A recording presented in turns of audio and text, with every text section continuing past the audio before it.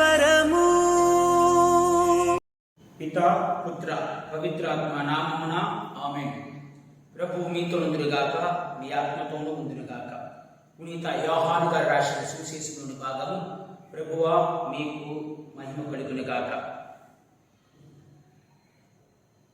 18వ అధ్యాయము పవిత్ర వచనములు 33 నుంచి 37 వరకు.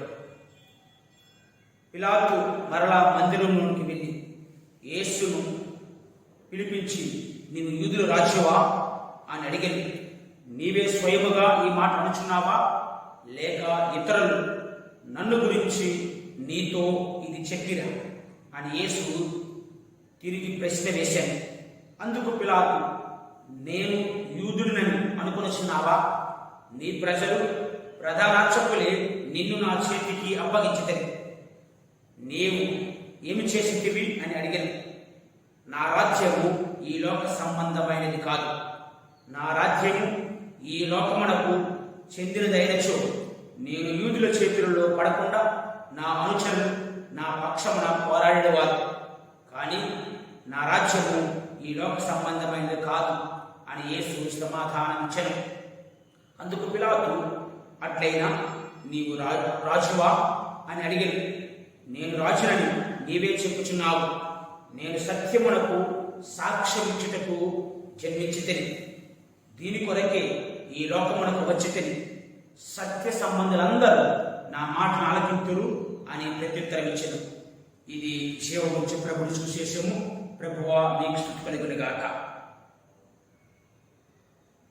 దేవునిచే అమితముగా ప్రేమించబడుతున్నటువంటి ప్రియ క్రైస్తవ సహోదరి సహోదరులారా, మిమ్మల్ని అందరినీ ఈ సామాన్య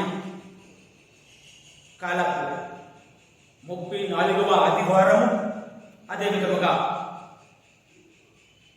క్రీస్తురాజు మహోత్సవానికి ప్రేమతో ఆహ్వానిస్తున్నాను. అది 1809వ సంవత్సరం ఫిబ్రవరి 12వ తారీఖున అమెరికా దేశంలో ఒక మారుమూల గ్రామంలో ఒక బాలుడు జన్మించాడు. చిన్నతనం నుంచి కూడా ఎన్నో కష్టాలను బాధలను అనుభవిస్తూ పేదరికంలో జీవిస్తూ కుటుంబంలో ఆర్థిక సమస్యలను అనుభవిస్తూ ఏదో కొద్దిగా తన చదువును పూర్తి చేసుకున్నాడు. పూర్తి చేసుకొని తన జీవితాన్ని ముందుకు సాగిస్తూ ఉన్నాడు. మరి దేవుడు కరుణించాడో తెలియదు, అదృష్టం కలిసి వచ్చిందో తెలియదు, కానీ అకస్మాత్తుగా 1861వ సంవత్సరం మార్చి 4వ తారీఖున అమెరికా దేశానికి 16వ అధ్యక్షుడిగా ఎన్నికయ్యాడు. అయితే ప్రీతమ క్రైస్తవ సహోదరి సహోదరులారా, తన పదవి కాలంలో అమెరికాను అనేక విధాలుగా ముందుకు నడిపించాడు. అభివృద్ధిలోనూ నడిపించి దేశం ప్రపంచ నలుమూలల మారు మోగేటట్లు చేశాడు. మరి ముఖ్యముగా నల్లజాతి ప్రజలు కూడా వారు మనలాంటి మనుషులే అని తెలియజేస్తూ వారికి గుర్తింపును ఇస్తూ వారికి స్వేచ్ఛను ప్రసాదించాడు. ఇలా వారి యొక్క హృదయాల్లో చిరస్మరణీయంగా తాను నిలిచిపోయాడు. అయితే 1865వ సంవత్సరం ఏప్రిల్ 15వ తారీఖున ప్రజలందరూ ఊహించినటువంటి లోకానికి తాను వెళ్ళిపోయాడు. దేశమంతా కూడా దుఃఖం సముద్రంలో మునిగిపోయింది. కన్నీరు వరదలై పారాయి. అప్పుడు ఆ భౌతిక దేహాన్ని చివరిసారిగా చూడటానికి అందరూ కూడా వేచిన్నారు. అయితే ఆ భౌతిక దేహాన్ని తీసుకొస్తున్నారు, రానే వస్తుంది లోపల నుంచి. ప్రజలందరూ కూడా, అమెరికా దేశ ప్రజలందరూ కూడా ఆతృతతో, ఆందోళనతో, భయముతో చూస్తూ ఉన్నారు, ఎదురు చూస్తూ ఉన్నారు. చివరి చూపు చూడడానికి బాధతో చూస్తూ ఉన్నారు. ఇలా అందరూ ఎదురు చూస్తున్న సందర్భంలో ఆ భౌతిక దేహాన్ని తీసుకొస్తూ ఉండగా ఆ గుంపులో నుంచి ఒక చిన్నారి బాలిక ఈ విధముగా బిగ్గరగా అరిసిందట, అదిగో మన రాజు అని పలికిన వెంటనే అందరూ కూడా బిగ్గరగా కేకలు వేస్తూ, మా రాజును మా దగ్గరే ఉంచండి, మీరు తీసుకువెళ్ళదని కేకలు పెట్టారు. ప్రీతమా క్రైస్తవ సహోదరి సహోదరుల, ఈ సంఘటనలో ఆ బాలు ఎవరో మీకు తెలుసా? మరెవరో కాదు, అబ్రహాం లింకన్. జీవించినది కొన్ని రోజులైనప్పటికీ కూడా ప్రజల గుండెలో చిరస్మరణీయంగా నిలిచిపోయాడు. అందుకే పెద్దలు అంటారు, మనం ఎన్ని సంవత్సరాలు జీవించామనేది ముఖ్యం కాదు, ఎలా జీవించాము అనేదే ముఖ్యం. ప్రీతమా క్రైస్తవ సహోదరి సహోదరుల, ఈనాడు క్రీస్తు ప్రభువును రాజుగా మనం అంగీకరిస్తూ ఆ క్రీస్తు రాజు మహోత్సవాన్ని పండగను ముడియాడుచున్నాం. దైవార్చన సంవత్సరం ఆఖరి దినాల్లో క్రీస్తును రాజుగా ధ్యానించడంలో ఒక ప్రత్యేకత ఉంది. అదేమిటంటే, యుగాంతాన క్రీస్తు ప్రభువు రాజుగా తన వైభవంతో విచ్చేసి ప్రజలకు తీర్పునిచ్చి తన ఎన్నుకున్న జాతితో శాశ్వత రాజ్యాన్ని నిర్మిస్తాడని మనం గ్రహించాలి. మరి ఇదే అంశాన్ని తండ్రి దేవుడు ప్రవక్తల ద్వారా పలు విధాలుగా వివరించాడు.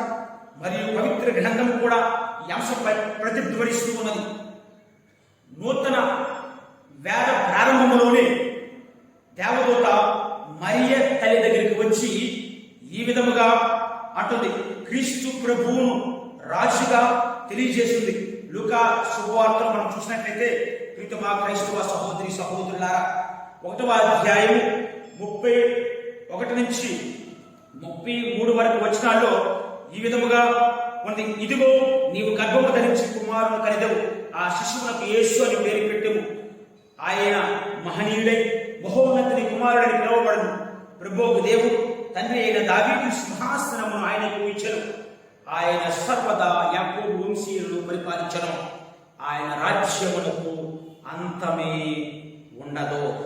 అవును ప్రీతమా క్రైస్తవ సహోదరి సహోదరుల, మరియ తల్లి దగ్గరికి వచ్చినటువంటి దేవదూత కూడా, గాబ్రియేలు సన్మనుషుడు కూడా క్రీస్తును ఒక రాజుగానే మరియ తల్లికి తెలియజేయడం మనం చూస్తూ ఉన్నాం.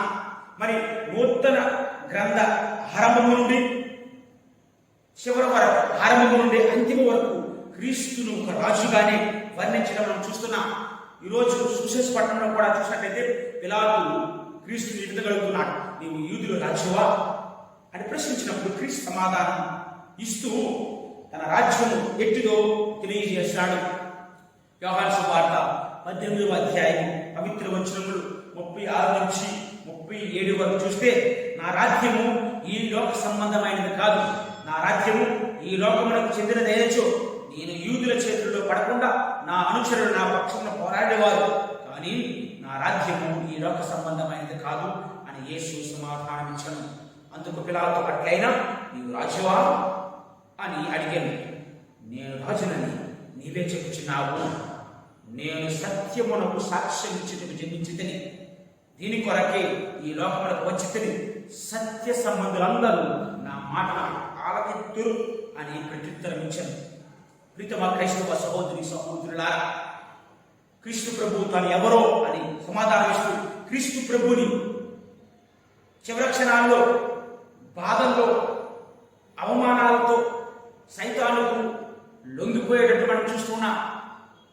కానీ ఇవన్నీ కూడా విజయానికి రాజ్యబాటగా మారాయి. క్రీస్తు రాజుగా చివరికి శత్రువులు కూడా పరోక్షముగా అంగీకరించారు. యోహాను సువార్త 18వ అధ్యాయము 1 నుంచి 3 వచనాల్లో చూస్తే, ముండ్ల కిరీటము ధరించడం మనం చూసాం. అంటే ముండ్ల కిరీటము రాజకిరీటానికి చిహ్నం. ఊదా వస్త్రాలు క్రీస్తు ప్రభువులకు ధరించడం చూసాం. ఊదా వస్త్రాలు రాజవస్త్రానికి చిహ్నం. చివరికి శత్రువులు కూడా క్రీస్తు రాజుగా అంగీకరించారు. కానీ మనం మాత్రం తెలుసుకోలేకపోతున్నాం. అనేక మంది అన్యులు క్రీస్తు అంటే ఎవరో తెలియనివారు క్రీస్తు చెంతకు వస్తున్నారు, ఆయన గురించి తెలుసుకుంటున్నారు, ఆయన యొక్క దేవుళ్ళను పొందుతున్నారు. మనం క్రీస్తు యొక్క ప్రేమను అనురాగాన్ని పొందుతున్నాం, కానీ క్రీస్తును తెలుసుకోలేకపోతున్నాం. తన దురదృష్టం. మరి ప్రతి క్రైస్తవ సహోదరి సహోదరులారా, మన క్రీస్తు రాజు యొక్క 3 ముఖ్యమైనటువంటి లక్షణాలు మనం చూద్దాం ఒకసారి. అర్థం చేసుకోవడానికి ప్రయత్నించుదాం. మొట్టమొదటిగా మన క్రీస్తు ప్రభువు మన కంటికి రెప్పలా కాచి కాపాడే రాజు. Is a caring king. ఎజికేలు గ్రంథంలో 34వ అధ్యాయం పవిత్ర వచనం 13, 16 చూస్తే మనలను ఏ విధముగా కాచి కాపాడుతాడో తెలియజేస్తూ ప్రస్తుత రాజుల వలె నాయకుల వలె కాకుండా నీతి న్యాయాలతో పరిపాలిస్తాడట. ప్రస్తుతం స్వార్థ సంస్కృతిగత కాలంలో తాను బాగుండాలి, తన వారు అర్థం పొందాలి, తన సొంత వారే బాగుండాలి అనే స్వార్థముతో జీవిస్తున్నారు. తమ కోసమే ప్రోగ్రాలు చెబుతున్నారు. ఈ లోకపు నాయకులకు, రాజులకు అదృష్టం వచ్చి అందరం మెప్పిస్తే బుద్ధి మాత్రం బురదలోకి లాగుతుంది. కానీ క్రీస్తు రాజు అందరినీ సమదృష్టితో పరిపాలిస్తాడు. అప్పుడు సకల జాతి జనులు క్రీస్తు ప్రభువును అంగీకరించి తన పరిపాలన శాశ్వతమైన తెలుసుకొని అంతము లేనిదని అందరూ కూడా తెలుసుకుంటారని దానియేలు గ్రంథంలో 7వ అధ్యాయం 14వ వచనం మనకు తెలియజేస్తుంది. ఇంక రెండో లక్షణం ఏంటంటే, మన క్రీస్తు రాజు యొక్క రెండో ముఖ్యమైన లక్షణం ఏంటంటే, క్రీస్తు రాజు మనకు విజయాన్ని చేకూర్చే రాజు. ఈ గివ్స్ విక్టరీ. హెబ్రేయులకు రాసిన లేఖ 2వ అధ్యాయము పవిత్ర వచనం 7లో చూస్తే సర్వంపై విజయాన్ని పొందాడు. సర్వంపై విజయాన్ని పొంది లోపరుచుకున్నాడని మనకు వాక్యం బోధిస్తూ ఉన్నది. అంటే క్రీస్తు రాజు సర్వస్వంపై విజయాన్ని పొంది యాజక రాజ్యాన్ని ఏర్పరచను. ఆ రాజ్యంలో ప్రీతమ క్రైస్తవ సహోదరి సహోదరుల మన పాపాలు క్షమించబడతాయి. సర్వమానవాళి కోసం క్రీస్తు ప్రభు ఏ విధముగా తాను రక్తాన్ని చిందించాడు, రక్షణ తీసుకొచ్చాడో తెలియజేస్తూ ఆ రాజ్యంలో మన తండ్రి దేవుని సేవించాలి, ఇది తప్పకుండా జరుగుతుంది అని వాక్యం మనకి ఈనాటి 2వ పట్టణం ద్వారా స్పష్టం చేసుకోబడింది. ఇంకా మూడో ముఖ్యమైన లక్షణం ఏంటంటే, మన క్రీస్తు రాజు యొక్క మూడో లక్షణం, మన క్రీస్తు రాజు మన అందరి రాజు. Is a king of all. మొదటి తిమోతికి రాసిన లేఖలో 6వ అధ్యాయం పవిత్ర వచనం 15 నుంచి 16 చూస్తే రాజులకు రాజు, ప్రభువులకు ప్రభు, మన అందరి రాజు మన క్రీస్తు రాజు. మన రాజు కువలయాలంకారం, శ్లేషాలంకారం, అనేకమైన అర్థాలను ఇచ్చే అలంకారం. కాబట్టి మన రాజు తన ప్రేమను, ధైర్యం, కరుణను చూపిస్తాడు, ఆనందాన్ని ప్రసాదిస్తాడు. మన క్రీస్తు రాజు తన అపారమైనటువంటి ప్రేమతో మన పాపాలను సైతం క్షమిస్తాడు, మనకు రక్షణను, ఆనందాన్ని తీసుకువస్తాడని ఈనాటి గ్రంథ పట్టణాలు క్రీస్తు రాజు మహోత్సవాలు మనకు తెలియజేస్తున్నాయి. క్రితం క్రైస్తవ సహోదరి సహోదరుల, క్రీస్తు కొమ్మ అయితే మనమందరము రెమ్మలం, ఆయన తండ్రి అయితే మనము బిడ్డలం. ఆయనే మన హృదయ రాజు, మన మహారాజు, రాజాది రాజు. ఈ క్రీస్తు రాజు మహోత్సవ సందర్భమున ఆయన హృదయపూర్వకముగా మన నాయకునిగా, రాజుగా, స్నేహితుడిగా, మార్గచూపురిగా అంగీకరించి, తెలుసుకొని, అనుభవించి ఇతరులకు తెలియజేయడమే నిజమైనటువంటి క్రైస్తవ లక్ష్యం, మన లక్షణం. కాబట్టి ఈ లక్షణం మనకు అవ్వాలని ఈ దివ్య పూజా బలిలో మనమందరం కూడా ప్రార్థించుదాం. ఆమేన్.